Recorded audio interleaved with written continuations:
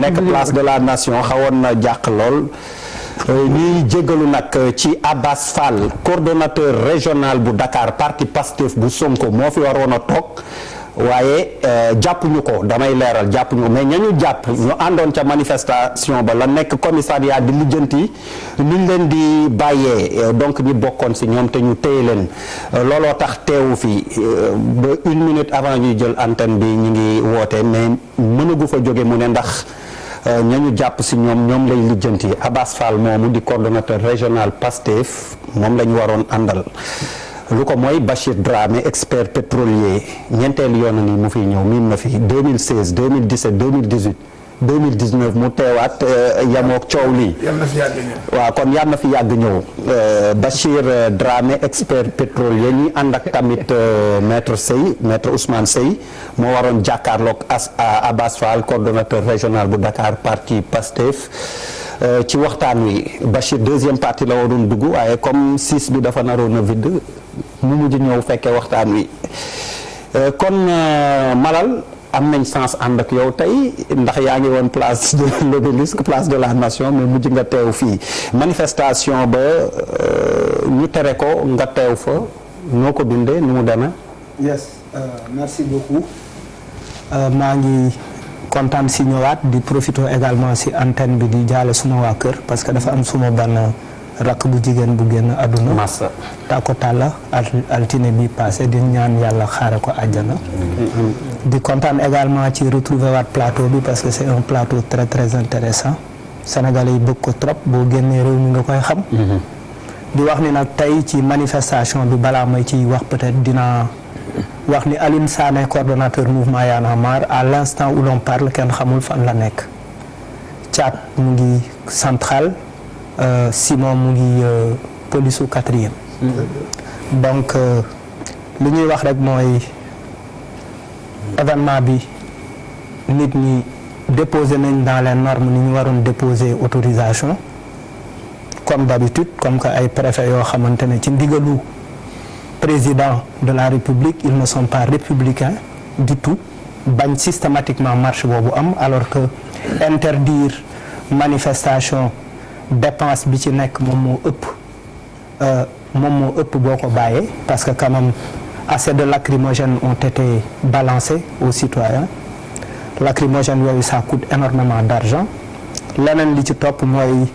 ci à chaque fois bu rassemblement amee dinañu jéem a jaxase askan wi ak ñi nga xamante ne ñoom ñooy les militants ñoom ñooy taxaw di xeex pour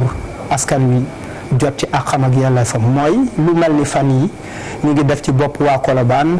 bëgg leen jaxase ak manifestation yi bëgg leen wax ni place de l'Obélisque waa Colobane ñoo ko moom waa Colobane moom ñu ko waa Sénégal ñoo ko moom ça s'appelle la place de la nation c'est une place pour s'indigner fala Macky Sall la doon indigné woo ànd ci ak ay société civile ànd ci ak ay mouvement yu mel ni Y'en a marre te Macky Sall doon na faral di wax ni boo leen xeexul woon ak Abdoulaye Wade xëy na du ma jot ci nguur gi loolu wax na ko waxaat ko li ciy am mooy fan lañ jëm c'est-à-dire on est en train de régresser gravement ci wàllu démocratie dañu te askan wi nag tey mobilisé wu na fu nekk nit ñaa ngi fa foo sànni mbàtt mu tag donc ils ont bouclé dëkk bi loolu mais ça ne peut pas arrêter les citoyens vont continuer à se mobiliser donc nag dinañ bu ñu yaakaaree ni instant bi nii que les Sénégalais oui ils vont rentrer chez eux parce que oui tout a été barricadé la lutte va continuer ni Sénégalais yi gagné woon contre toutes ces forfaitures yi nga xamante ne jot na fi am depuis bi ñuy jot indépendance xeex boobu moom mooy wéy parce que Sénégal quand même du ñu nangu ku foqarti suñu loxo démocratie. alors Bouba manifestation bi nga yegsule ba à 2 minutes ñuy jël antenne bi da nga yéex a yegg si dama foogoon ni fa nga demoon ba gars yi ñuy wax yóbbu la commissariat mais yàlla baax na ba nga yegg see alors dis-moi nu gisee manifestation bi nga xam ni ñii la mujjee. waaw jërëjëf na mën naa sama gars yi Charles nit daa fer kii lay dugal nu mu tudd John Wayne xaw ma yooyu encore que dégg naa benn raciste bu mag la woon mais bon en fait en réalité man lu ma siy wax moom mooy pour man ci coowum pétrole mi bu nit ñi jógee mais dañu bëgg rassemblement. yaa ngi dégg ñu ne dañu defee rassemblement ba pare ci jàmm. ils ont même proposé de nettoyer place bi. bu ñu paree ci coow lu mel nii. je pense que même bu dul coow lu mel nii je pense que dañ leen ko war a accorder parce que en fait en réalité xam naa ku demoon foofu doo gis que ay parti de l'opposition wala que ay kii nu mu tudd ay société civile kese peut-être y a même des sénégalais yoo xam ne coow li interpellé na leen ñu jóg demal seen yoon et je pense que fii coow li toll le minimum mooy nga bàyyi nit yi ñu taxaw jàkkaarloo askan bi pour wax ak ñoom parce que pourquoi je le dis mooy bërki Dembo Ndiaye procureur quand même woote na conférence de presse jàkkaarloog askan wi. pour wax leen ci fu mu ci toll bien que yoon dugg na si mais nit ñi bu doon dañuy woote pour yàq wala pour def lu truc mais je pense que ils ont pris les devants te ay nit yu mat kilifa ñoo fa nekk yoo xam ne quand même fii la ñu juddoo ci réew mi yaroo fi màggee fi et ñu si gën a bëri ay nitu jàmm lañu donc je pense que am na lu ñu boole muy nitu jàmm donc kilifa yooyu yëpp coow li interpellé leen ba ñu bëgg waxtaan ak nit ñi pour wax leen lan moo leen metti wala lan la ñuy demander je pense que même bu dul woon loolu war nañ leen ko accorder man je ne suis pas d'accord que quand même nit ñi bëgg a taxaw pour laajte lu légitime nga xañ leen ko surtout que duñ la joxee ay garantie que ni dañ jëf seen kéemtalaay kàttan mën nañu manifester ba pare dañ ñibbi mais ñu dem ba sax proposer la que dañuy nettoyer wax fa dëgg yàlla je pense que ci Afrique bëriwul ay réew yoo xam ne nit ñi am nañu sax. conscience citoyenne voilà exactement donc je pense que en dehors de rassemblement bi am na sax lu muy renvoyer mooy que dañuy wax sax Sénégal Dakar ville propre wala Sénégal pays propre je pense que loolu ça renvoie même si loolu quoi donc je pense que franchement je ne comprends pas pourquoi ñu gàntal leen loolu parce que le problème est assez quand même sérieux pour que ce minimum là nit ñi accordé leen ko parce que en fait en interdisant rassemblement bi je ne pense pas que mu mën a fay coow li quoi peut-être que nit ñi aussi am nañu ay arguments yoo xam ne daf leen di pousser ba ñuy gën a taxawaay pour en fait que ce problème là qui quand même boo xam ne dafa xoj réew mi fu mu nekk nii que nit ñi demander que mu leer. Charles Faye namoon nañ la réaction premier tour de table. non maa leen doon maa leen tam di féliciter Bouba et puis de Diallo Malal waay pour la disparition de ta sœur de notre sœur parce que c'est notre sœur aussi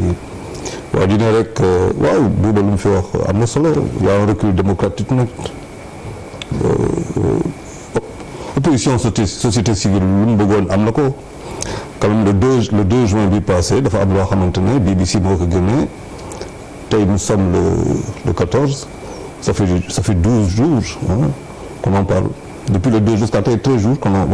on parle que de ça mooy que quand même affaire bi am na solo dafa intéresser sénégalais yi war nañ xam ne ils sont dans le droit et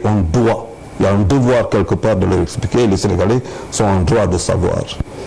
et ils le manifestent tuñ koy manifester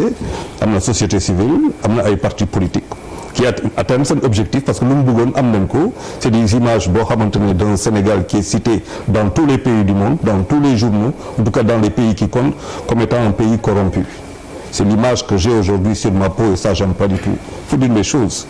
maintenant bu ñëwee bon comme d'habitude un pays boo xamante ne dafa xeex pour ay valeurs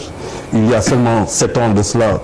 pour xeex ay valeurs pour avancer on a vu qu'est-ce qui s'est passé pour venir tey devant une situation aussi grave que celle-là ñu ne la doo fi dox c'est quoi c'est kaw la nga ko teg parce que dañ am doole parce qu'on a le pouvoir je pense que c'est quand même quelque chose qui à terme peut mën nañu yóbbu fu sori parce que défiance dafa gaaw j'ai vu quand même des images yoo xamante ne préfet nee na noonu war naa ko mën a respecter mais nit yi bu ñu demee ba nga xamante ne kaddu préfet inspecteur wala policier ñu koy ba ma xaj jamono dafa doon ay image yu doy waar parce que défiance gi commencé am si dëkk bi dans un pays boo xamante ne ci a 60% de jeunes qui ont moins de 25 ans 65% autant pour moi de jeunes yoo xam ne ils ont moins de 25 ans c'est une force absolument vive il faut être très intelligent pour les gérer je pense que dafa am benn panique dans ce pays depuis le 2 qui fait que chacun dit un peu n'importe quoi sans savoir exactement affaire bi lan la mais des Sénégalais par rapport à cette situation-là ils sont en droit de savoir et on leur doit des explications surtout que peut-être après dinaa si ñëw pourquoi on leur doit des explications d'ailleurs tout le monde connaît Bouba qui est dans la musique yoo xamante ne am nga groupe boo ko woowee si benn live un groupe ne peut pas faire de fausses notes après l'avoir répété oui d'accord il y a de bons musiciens s'il y a de très bons musiciens kàngam boo xamee le CV du président tu l'as vu xam nga ko bu baax a baax waaw xam naa ko comme tous les Sénégalais lan la ah li mu doon def profession li am nii ci réew mi ñu ciy coow ci xam-xamam ci la màcc non waxoo ma dara de pétrole meeg géologue yooyu nag ok bon non je vois li ma xam ci moom non c'est très important pourquoi ma poser la question bi d'ailleurs boo demee boo xool dans le pétrole depuis des années bien avant 2000 oui nekk directeur général de Petrosen oui avant ça nga nekk chef de division de la banque des données donc de la cartographie gazière et pétrolière du Sénégal kàngam nga gannaaw loolu nekk ministre pare si loolu nekk ministre des mines avant ça nekk ministre d'État chargé des mines de l'hydraulique et de l'énergie kenn Sénégal gënu la xam suñuy gaz pare loolu nekk ministre premier ministre président dafa am loo xamante ne faaw nga wax ko Sénégalais yi parce que ñun yëpp yaa ñu gën a xam milieu bi ci la cartographie donc il y a des choses yoo xamante ne 2012 da nga koy xam je pense que oui c'est justement là tu sais on parle beaucoup on va dans le li ñuy wax rek quoi mais il y a des éléments et les Sénégalais demandent et exigent c'est ce qui s'est passé aujourd'hui et ils l'ont montré à la face du monde parce que il n'y a pas que des journalistes sénégalais il n'y a pas que il y a des journalistes étrangers et ils ont bien vu ce qui s'est passé. Merci Charles alors